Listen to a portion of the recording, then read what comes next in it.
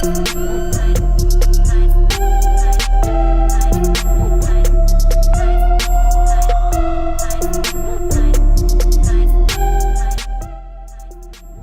indeed, we have entered the new age amidst the new world and its new order, a place where we are now bombarded with doublethink, also known as cognitive dissonance, as a normal way to perceive the world, generalized sociopathy.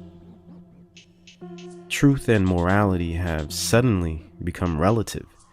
What is real seems to now be subjective, or by a choice, or a meme on social media, storyline of a TV series, or news segment in the MSM. What more would you expect from the post-reality era? One where the brave new world of Aldous Huxley and 1984 of George Orwell seemed to be playing out perfectly before our eyes, simultaneously. And surely not by chance or natural social evolution, but by design. A dark and sinister scheme that originates in the garden, the one we all read about in Genesis 3.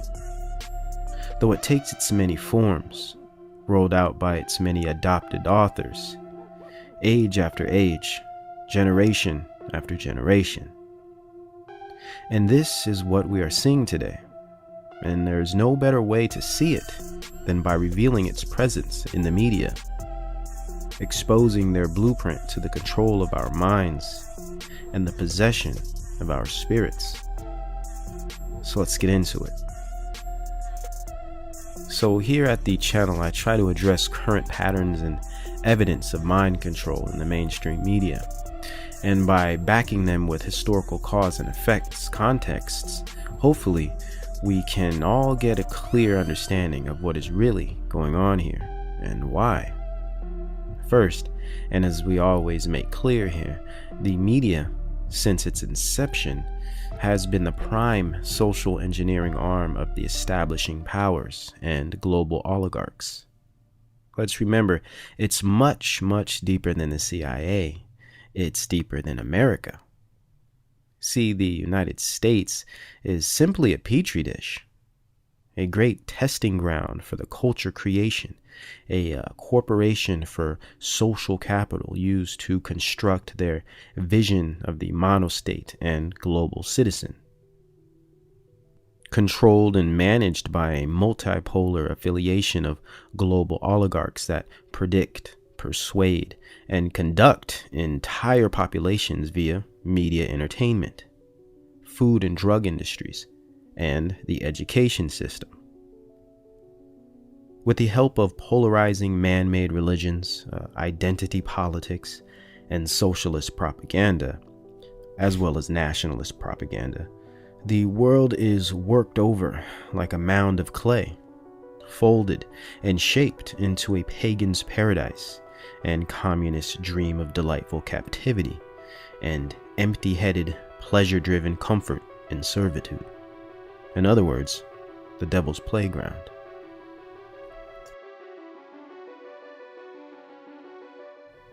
A key part to shaping society is obviously done through scripting our reality, like a movie, utilizing media to form our worldviews, and corrupting education to match it. Another key factor in this, one we will touch on momentarily, is their required need to reform our language to fit in with their social script and reality matrix. This is done through what we know as newspeak. But before we go into all of that, let's touch on some recent media programming that has to do with morality and worldview corruption. And yes, as always, identity politics. The religion of the me generation and society narcissist. So we are all familiar with the repetitive propaganda movements of sexism, racism, homophobia, and the like. But a new ism beginning to take center stage is this silly concept of ageism. Another dialectic and argument to occupy your time and mind. Another reason for you to bicker about the touted communist campaign gimmick, equality. The current establishment ploy design set to mold us all into the perfect little, zealous and compliant global citizen. Done so by rolling out identity controversies left and right, setting groups in opposition, until we agree to relinquish our ordained differences and accept a lackey and blank-slated secular identity, one they can fill in with all their propaganda and controlled perspectives. So we become acquiescent floating bags of atoms with no direction or purpose, no soul, and defined by Nietzschean nothingness and entrapped by the existentialist bubble their scientists and philosophers have designed for us. A people in need of control, captive geographically by socialization, captive psychologically by state-indoctrinated worldviews, and captive spiritually by the regime of secularism and the cultural destruction of righteousness, faith in Christ, and the Holy Scriptures. We are witnessing this movement taking its course in real time, right now. The Fight for Equality movement is a clear indication of this formation. A Fabian gradual tactic of social takeover, subtle, slow-moving, and disguised by the appearance of justice, evolution, progression, and for the good of mankind. I know they like to say that a lot. Fighting for equality appears virtuous, and that is part of the illusion. It's part of the manipulation. Persuasive language is used to manipulate or minimize and narrow the range of our thoughts. This is also known as newspeak. We now see ageism joining the program, but there's a darker element to this ageism idea we can discover by asking, what will ageism lead to? What can we see from this young should be equal? There goes that equality NLP word usage again. But what can we gather from their young should be equal to old argument? Do we sense a direction towards age doesn't matter? Young with old is okay? Oh wait, next they will roll out the love is love rhetoric, right? Age is discrimination.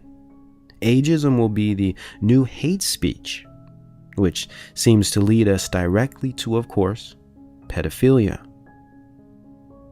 Ageism poses as a precursor, if you will, a type of soft priming with harder stuff to follow. First, they get us to fight for equality between ages in film or representation. They love to say that. Soon we will be arguing for the right for equality between ages in sexual consent. How is this so? Is this a reach? Surely not. By simply understanding the gradual nature of Fabianism, the long-suffering goals of the Frankfurt School, and the blatant usage of newspeak terminology, we can easily not only spot evidence of mind control, but also easily predict its direction logically. And this goes without even mentioning programming that has already implanted this goal in our subconsciouses decades ago. Have we forgotten about Lolita? What about Harold and Maude? All these things are old examples, and there's many other numerous examples in TV shows and movies that equate the same thing. Even politically, shall we mention NAMBLA? I mean, we've covered it before. Can you hear me now?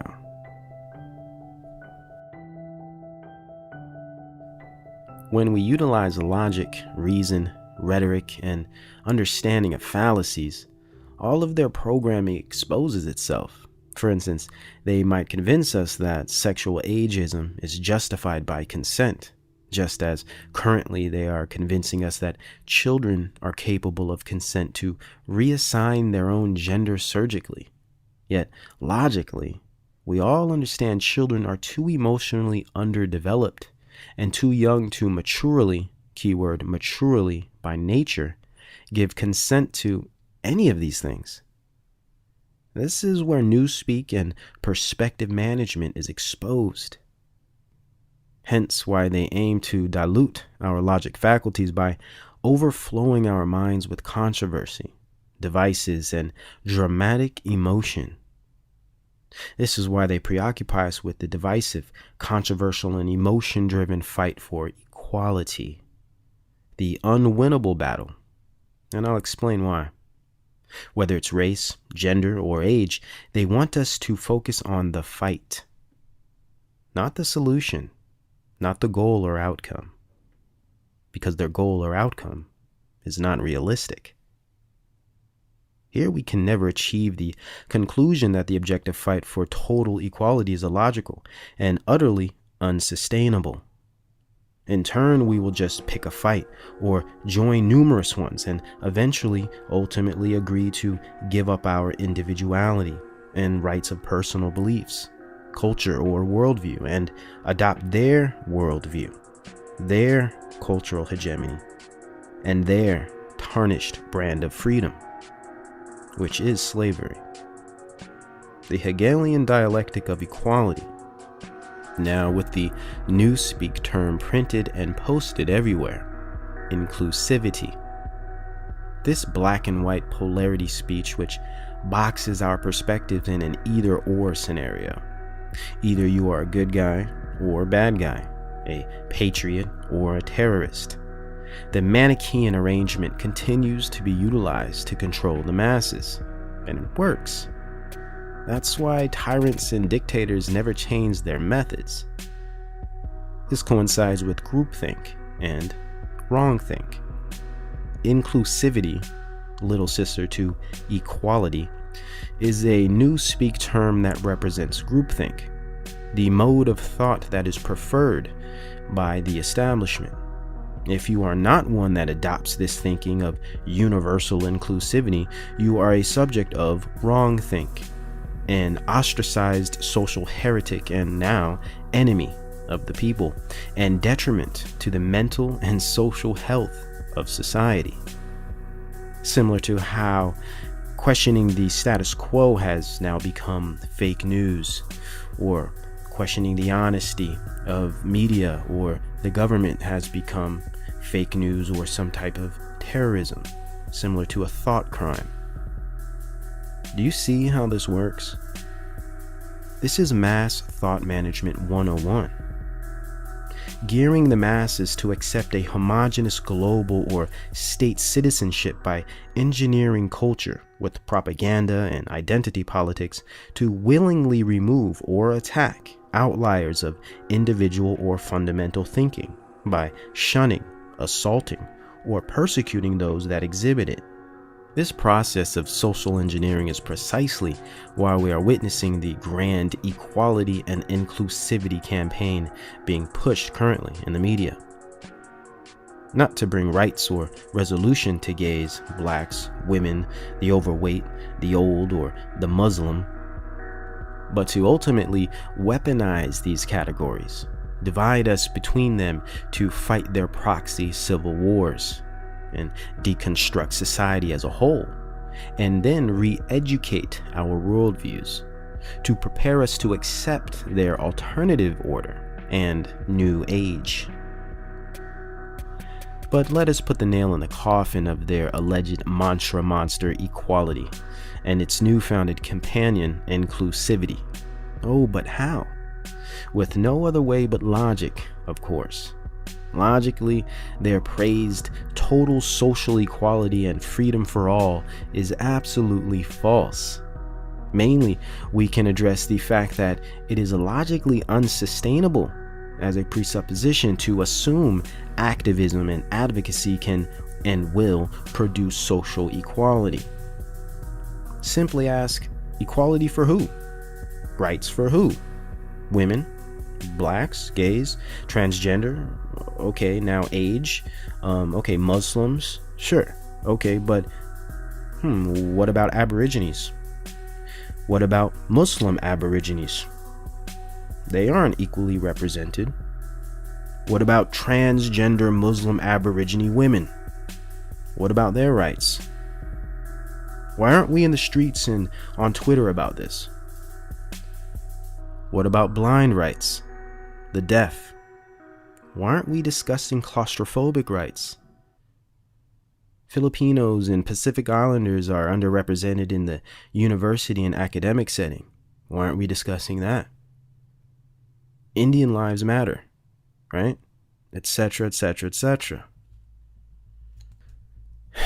How far can we go with this argument of equality? When do we stop? And if we did at some point, would not that be discrimination?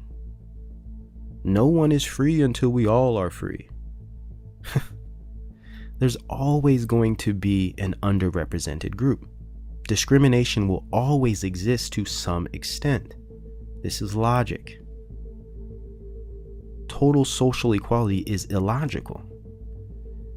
How sustainable are these positions? They aren't.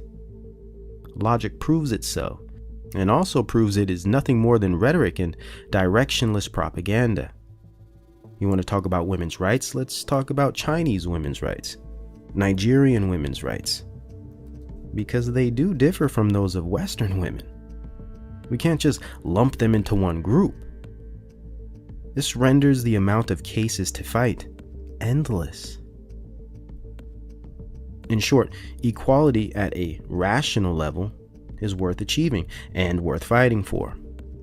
But the fight for total social equality is unsustainable, illogical, yet a key weapon in the culture war of the global oligarchies. Another way to see the rhetorical deception is how they disregard priority in terms of which equality to fight for. Like how they promote the discrimination of a very significant and integral group like women, yet on the same level as a extremely insignificant and useless humanity group that's less than 1% of the population, transgendered. Here we confer that no, results and priority-based solutions are not part of the goal here at all. Yet they are arguments being fomented to the masses with goals of fighting for the simple sake of fighting. And let us not forget that they promote one group that would essentially cancel out the other. Is it not a fact that homosexuality and transgenderism as influential movements directly undermine the function and purpose of the God-ordained heterosexual woman? In turn, directly destroying natural reproduction, the family, and healthy masculinity, or the heterosexual man. Here we find sex and identity being weaponized to cancel out man, woman, and child. And we are being engineered to fight for its success via MSM and entertainment. And this might, again, be preaching to the choir for some. But we must reiterate these things, especially for the new listeners. So I do apologize for repetitiveness. But this leads us into their other form of programming that plays right along with their identity politics. And that is the current magnified hypersexual programming by using a media blanket technique or blanket themes. Whether it be race, gender, or sex as a blanket theme, they put it in everything. So it covers all sources of media like a giant blanket. Sex in everything. Race in everything. Gay in everything. Blanket themes are used to desensitize an audience to sensitive or taboo subjects and induce their acceptance of them. We may discover they focus on homosexuality not only to rebel against God or destroy the woman and family, but for the simple fact that homosexuality is predominantly based in hypersexuality, promiscuity, and perversion.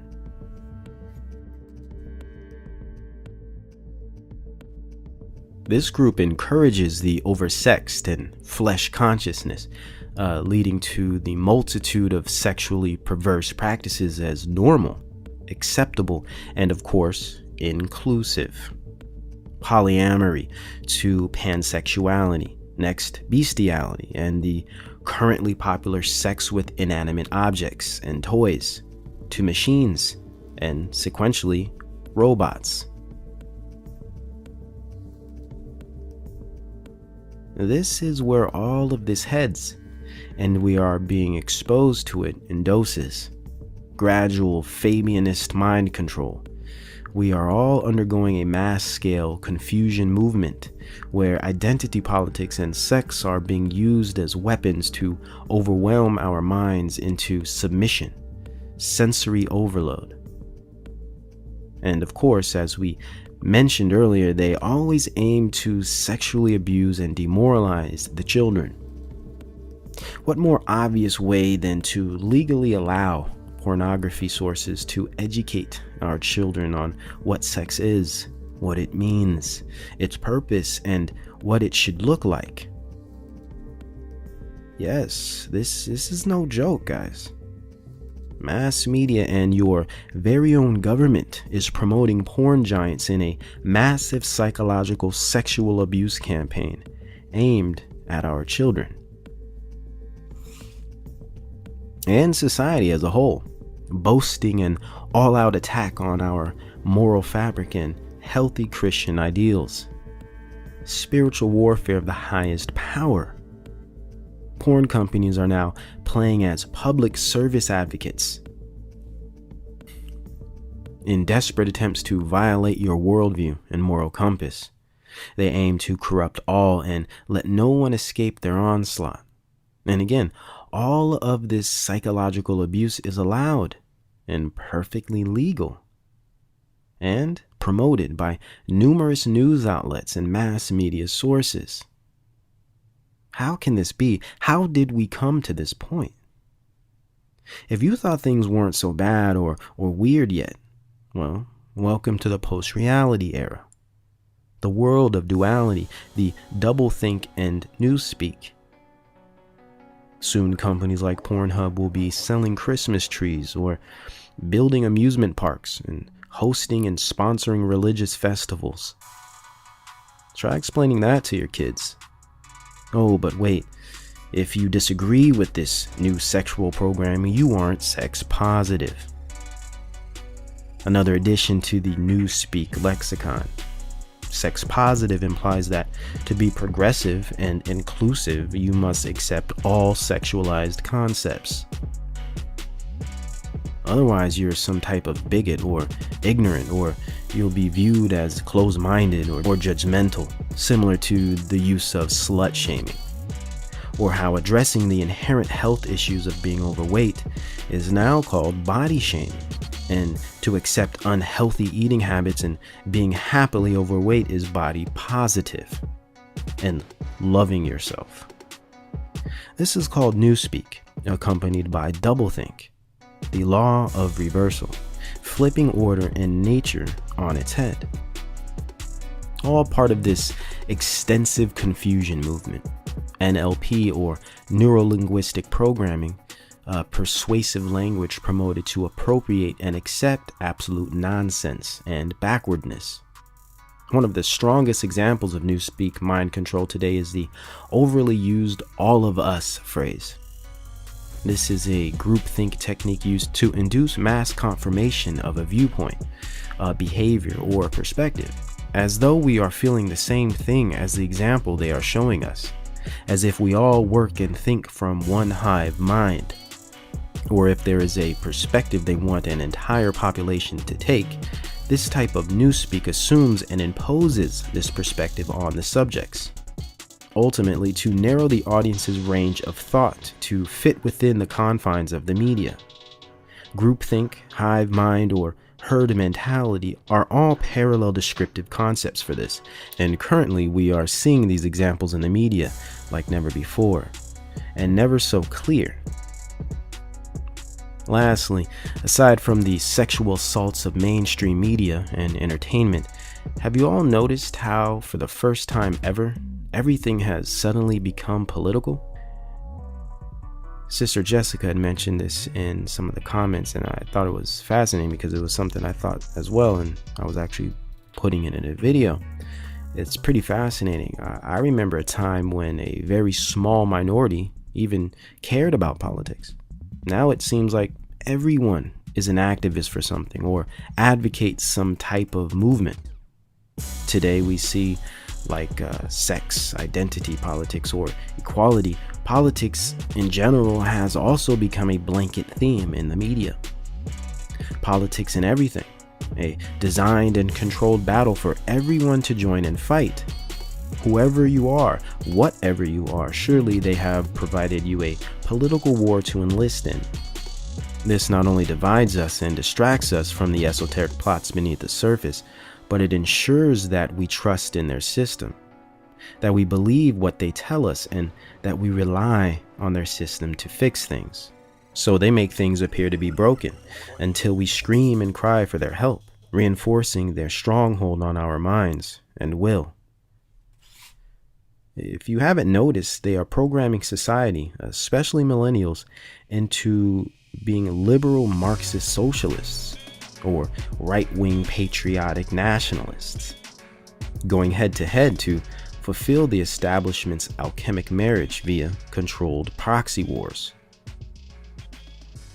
See, we understand politics are soap operas for social engineering. It helps shape perspective and helps make our post-reality appear real. So it is inherent that they get us all to participate, to believe, and to accept. So they manipulate our thoughts via emotion, controversy, and carnal desires, to in turn diminish our use of logic and guarantee our allegiance to their magnum opus or great work. We are victims of mass psychology, spiritual possession, and the desensitization from advanced technology.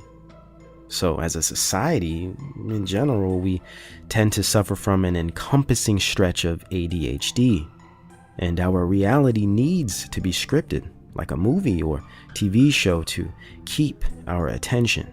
Otherwise, we would not care about politics or anything at all for that matter. They must design our reality to ensure our perspectives and actions are properly guided and controlled. For all these things have been already written and must be fulfilled to bring forth the day of judgment and the gathering of his people. As we await this day, we stay faithful in anticipation, strong in mind and spirit, and expose the darkness as it plays out before us.